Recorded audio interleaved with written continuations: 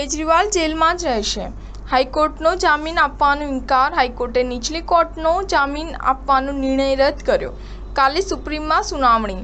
દિલ્હીના સીએમ અરવિંદ કેજરીવાલ હાલ તિહાર જેલમાં જ રહેશે। હાઈકોર્ટે મંગળવારે દિલ્હી લીકર પોલિસી કૌભાંડમાં મની લોન્ડરિંગ કેસમાં જામીન આપવાનો ઇનકાર કર્યો હતો।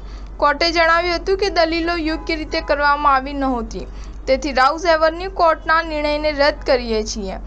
કોર્ટે ઈડીને દલીલ કરવાની પૂરતી તક આપવી જોઈએ। રાઉઝ એવન્યુ કોર્ટે 20 જૂને કેજરીવાલને જામીન આપ્યા હતા, પરંતુ હાઈકોર્ટે 21 જૂનના રોજ ઈડીની અરજી પર રોક લગાવી દીધી હતી। હવે આવતીકાલે દિલ્હીના સીએમની જામીન અરજી પર સુપ્રીમ કોર્ટમાં સુનાવણી થશે। ટ્રાયલ કોર્ટની ટિપ્પણીઓ પર વિચાર કરી શકાય નહીં, તે સંપૂર્ણપણે અયોગ્ય છે।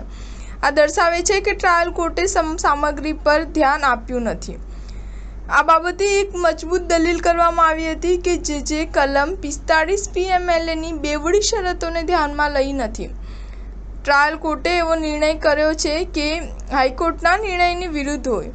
ટ્રાયલ કોર્ટે કલમ 70 પીએમએલએની દલીલને પણ ધ્યાનમાં લીધી નથી।